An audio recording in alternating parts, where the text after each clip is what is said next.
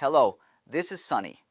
This is my presentation, Post-Pandemic Shifts in Consumer Fraud, a longitudinal analysis of 12 Midwest states, 2021 to 2025. Research motivations. Fraud is increasing as online transactions continue to grow.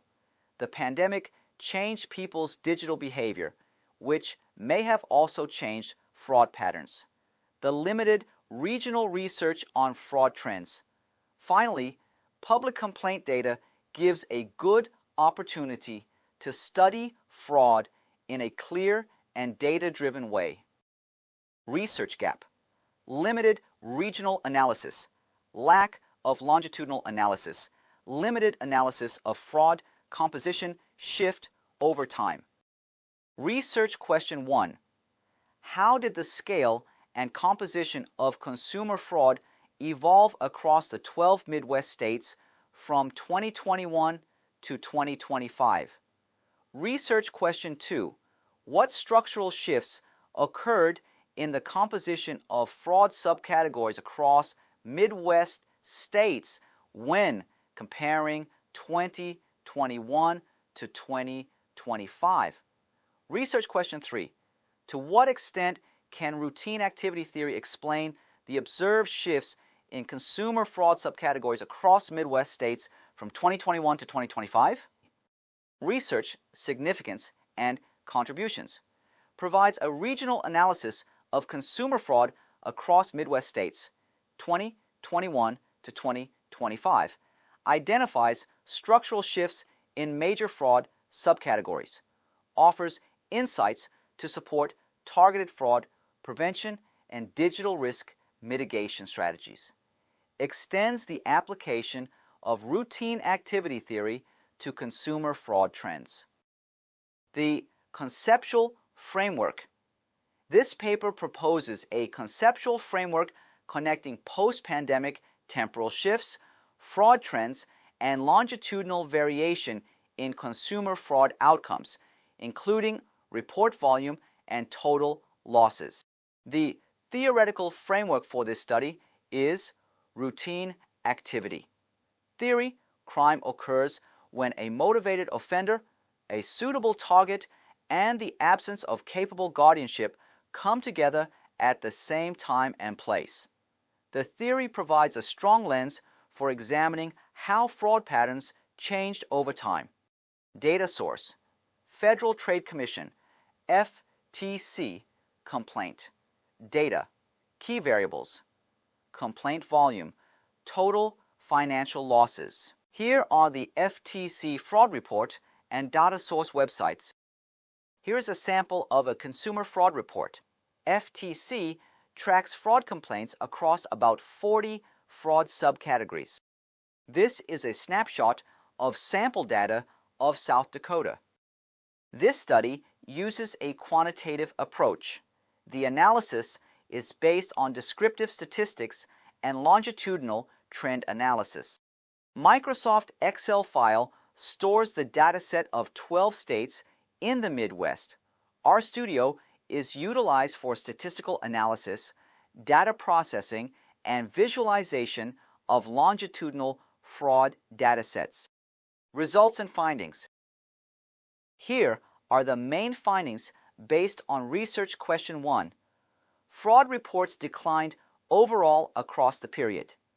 The total number of fraud reports fell from about 369,000 in 2021 to about 270,000 in 2025, showing a substantial overall decrease in reporting volume across the 12 Midwest states. Total financial losses increased strongly over time. Total losses rose from about $620 million in 2021 to about $1.25 billion in 2025. The trend points to a shift toward higher loss fraud schemes. Total fraud reports by year. The total number of consumer fraud reports across Midwest states shows a consistent downward trend from 2021 to 2025. Reports decreased from 377,749 in 2021 to 312,574 in 2022, followed by a slight stabilization in 2023, 315,432, and then continued declining to 282,730 in 2024 and 269,658 in 2025. Overall, this represents a substantial reduction in complaint volume over the 5 years. Total financial loss by year. In contrast, total financial losses increased dramatically during the same period. Reported losses rose from $615.2 million in 2021 to $939.7 million in 2022, surpassing $1.07 billion in 2023 and reaching approximately $1.24 billion in both 2024 and 2025. Despite the decline in report volume, financial harm more than doubled over the 5 years. The most significant surge occurred between 2021 and 2022, with continued growth through 2024 before stabilizing at a historically high level in 2025. Top 5 fraud subcategories by total financial loss. Number 1, miscellaneous investments and investment advice. Number 2, romance scams. Number 3, government imposters. Number 4, business imposters. Number 5, prizes, sweepstakes, and lotteries. Top 5 fraud subcategories by report. Count: top 1, online shopping. Top 2, business imposters. Top 3, government imposters. Top 4, prizes, sweepstakes, and lotteries. And top 5, phone devices, accessories, and services. Top 5 fraud subcategories. Trend over 2021 to 2025. Investment fraud shows a consistent and rapid upward trajectory, starting at $108 million in 2021 and climbing to over $620 million by 2025. This represents a nearly 473% increase over 5 years. Romance scams peaked in 2022 at $187.4 million. Since then, losses have stabilized and slightly declined, remaining around the $160 million mark annually. Both government and business imposters show steady growth. Government imposter losses nearly doubled, while business imposter losses more than doubled since 2021. The prize/lottery scams saw a spike in 2022, followed by fluctuations, ending 2025 at its lowest point in the 5 years. Here are the main findings of research question 2. The structural shift analysis indicates that fraud composition changed meaningfully between 2021 and 2025. The largest increases in share were observed for online payment services, business imposters, and miscellaneous investments and investment advice. The largest declines were found in prizes, sweepstakes, and lotteries, online shopping and phone devices, accessories, and services.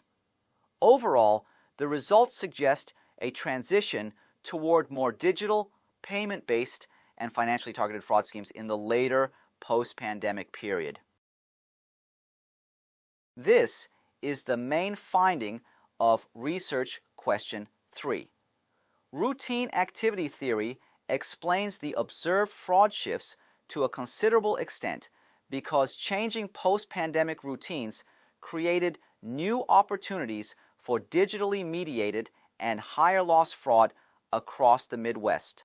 Routine activity theory explains the shifts fairly well by linking fraud patterns to changing everyday routines, digital habits, and reduced guardianship. The rise of online payment, business imposter, investment, malware, and job scam fraud suggests offenders adapted to new post-pandemic opportunities. Increased reliance on digital communication, online payments, and remote services created more suitable targets for fraud across the Midwest states. The decline in some older categories, such as prizes, sweepstakes, and online shopping fraud, suggests fraud opportunities shifted rather than simply increased. This study has several limitations. First, it relies on secondary data. Second, the data set does not include pre-pandemic baseline data, which limits direct comparison between pre-pandemic and post-pandemic fraud patterns. Third, the analysis depends on self-reported complaint data, which may not capture all fraud incidents and may include reporting bias. Here are some potential future research directions. 1. Regional comparisons. Compare fraud patterns across regions, for example, Midwest versus Western U.S., to identify geographic differences. 2. Temporal analysis. Extend the study beyond 2025 to examine long-term fraud trends. 3. Emerging fraud types. Investigate new scams related to AI, cryptocurrency, and digital payments. And 4. Socioeconomic factors. Examine how demographics, internet use, and economic conditions influence fraud vulnerability. Thank you very much. If you have any questions, let me know, and welcome any suggestions and feedback. I would appreciate it very much.